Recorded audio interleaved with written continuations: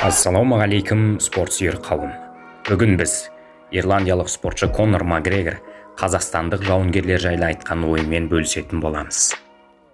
Аты аңызға айналған ирландиялық аралас жекпе-жек шебері Конор Макгрегор Киевте өткен баспасөз мәслихатында қазақстандық спортшылар туралы пікір білдірді. Қазақстандық аралас жекпе-жек шеберлері жайлы естімедім.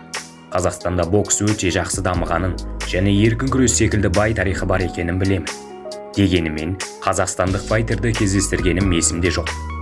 Егер мені шақырсаңыздар, Қазақстанға баруым мүмкін деп жауап берді ирландиялық спортшы.